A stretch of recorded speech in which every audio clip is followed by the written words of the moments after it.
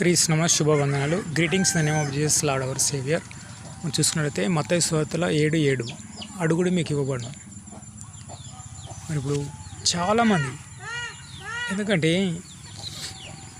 ఆధ్యాత్మికంగా చాలామంది ఉంటారు, ఉపవాసాలు చేస్తారు, మోసే ఇచ్చిన ధర్మశాస్త్రం చదువుతారు, ఇంకా అనేక దాన ధర్మాలు ఎన్ని చేసినా కానీ కొన్ని జవాబు అనేవి లేట్ వస్తాయి. లేట్ వచ్చినా పర్వాలేదు. అబ్రహాం ఏం చేసిండు? అబ్రహమా, నువ్వు ఉన్న తూరు పట్టణం వదిలి కానాను వెళ్ళు అంటే ఇల్లు వాకిలి సమస్తం వదిలిపెట్టి కానాను కాలి నడుకుతూ వెళ్తాడు. అప్పటి రోజుల్లో ఎన్ని శ్రమలు పడ్డాడో తెలియదు. కానానికి వెళ్ళి కూడా ప్రార్థన చేస్తే ఎన్ని సంవత్సరాలు ఓపిక పట్టిండు? 25 సంవత్సరాలు. మరి ఒక మనిషికి మనము ఒక మాట ఇచ్చినామంటే 1 సంవత్సరం 2 సంవత్సరాల తర్వాతనే సనుక్కుంటారు, అసలు తీరా అనుకుంటారు. కానీ అబ్రహాముకు దేవుడు ఏమని వాగ్దానం ఇచ్చిండు? నీకు పుత్రుని ఇస్తాను, అతన్ని గొప్ప జనముగా చేస్తాను, ఆకాశం నక్షత్రం వలె సముద్ర తీరం వల్ల ఇసుకరేణుల వలె చేస్తా అన్నాడు. మరి అబ్రహాం ఏం చేసిండు? ఓపికతో సహనంతో 25 సంవత్సరాలు 14 సంవత్సరాలు ప్రార్థన చేసిండు. 14 సంవత్సరాలు అడుగు పెట్టగానే నా ఆస్తి ఎవరు వారసు కావాలని హాగర్తో వెళ్ళి ఇస్మాయిల్గా అంటాడు. చూసారా, ఆధ్యాత్మికంలో ఉన్న మీరు ఎన్ని దాన ధర్మాలు చేసినా, ఎంత ప్రార్థన చేసినా మీరు పొందలేని వాటిని పొంది ఉన్నామని నమ్ముడి. హెబ్రీ పత్రిక 11వ అధ్యాయం ఉంది, విశ్వాసుల వీరుల పట్టిక. అది మొత్తం ఫెయిత్ గురించే ఉంటుంది. ఇక్కడ ఆదము అవ్వల పుత్రుడైన హేబేలు కయీన్ నుంచి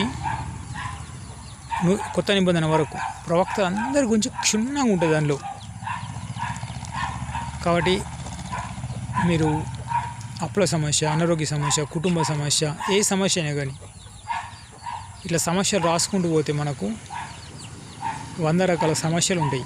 ఈ సమస్యలు ఓవరాలంటే ఏమేం చేయాలి? మోసే ధర్మశాస్త్రం చదవాలి, ఉపవాసం చేయాలి, ప్రార్థన చేయాలి, ఇతరులకు దాన ధర్మాలు చేయాలి. ఈ 4 చేసినాం అనుకోండి, మనకు ఎలాంటి శ్రమ ఉన్నా, ఎలాంటి ఇబ్బందులు ఉన్నా, ఎలాంటి ఇరుకులున్నా దేవుడు మేఘాల్ని కరిగించేస్తాడు. సో మనం ఏం చేయాలంటే ఓపికతో సహనంతో ఉండాలి. యోబు చూడండి, యోబు ఎంతో జాలి కనికరం గలవాడు, ఎంతో సహనం గలవాడు. ప్రస్తుతం ఊజు దేశం ఉందిగా బైబిల్లో. ఊజు దేశం అంటే ప్రస్తుతంలో ఒమాన్ అంటారు, మస్కట్, సలాలా అనే ప్రాంతం. ఇక్కడ పేర్లు మారినాయి. యోబు యథార్థవంతుడు, నీతివంతుడు ఈ భూమి మీద లేడు. అతని ఆస్తిపాస్తులు అయినా, పిల్లలు చనిపోయినా, ఆవులు, గేదెలు, ఒంటెలు ఎన్ని చనిపోయినా కానీ యథార్థత వలకుండా దేవుణ్ణి స్తుతిస్తూ గణపరుస్తూ తన స్నేహితులను దీవిస్తూ మళ్ళీ 2 ఆశీర్వాదాలు పొందాడు. సో మీరు ఇప్పుడు ఏ కష్టాల్లో ఉన్నా, ఏ ఇబ్బందుల్లో ఉన్నా, ఏ ఇరుకుల్లో ఉన్నా మనం ఏం చేయాలి? ఇతరులను దీవించాలి, శపించద్దు, చెడు చెప్పొద్దు. చూడండి, ఇస్కరియోతు ఏం చేసాడు? 12 మంది శిష్యులు ఒక శిష్యుడు క్రీస్తు ఉన్న అడ్రస్ చెప్పి 30 వెన్నాళ్ళకు ఆశపడి శిష్యత్వం కోల్పోయాడు చెడు చెప్పి. సో ఈ క్రైస్తవ జీవితంలో మనం ఎంత మంచిగా ఉన్నాను కానీ ఎంత ఉన్నాను, ఎఫెసీ 6 పత్రిక ఉన్నది, దుష్టు వేసే అగ్నిబాణాలు ఎదుర్కోవడానికి ఆత్మ ఖడ్గము మనకు అవసరం. కీర్తన 1 అంటాడు, కీర్తన 1 అధ్యాయంలో దుష్టుల ఆలోచన చెప్పుకున్నాక అపహాసులు కూర్చుండక అంటే మన ఆలోచనలో థింకింగ్ వే అనేది పాజిటివ్ ఉండాలి, మన చూపుల్లో పాజిటివ్ ఉండాలి, మన మాటల్లో పాజిటివ్ ఉండాలి, మన జీవితమే పాజిటివ్ అవుతుంది. What you think you are అంటే మీరు ఏం ఆలోచిస్తారో నీవు అలా. కాబట్టి మన ఆలోచనలో శ్రేష్టమైన ఆలోచనలు. చూడండి, ఒక వ్యవసాయదారుడు విత్తనాలు శ్రేష్టమని వేస్తే భూమిలో విత్తనాలు మంచిగా వస్తాయి. అదే తప్పలు కానీ పగిలిపోయినవి కానీ అవి వేసారనుకోండి, వాటికి మొలకెత్తు పొలాలు రావు.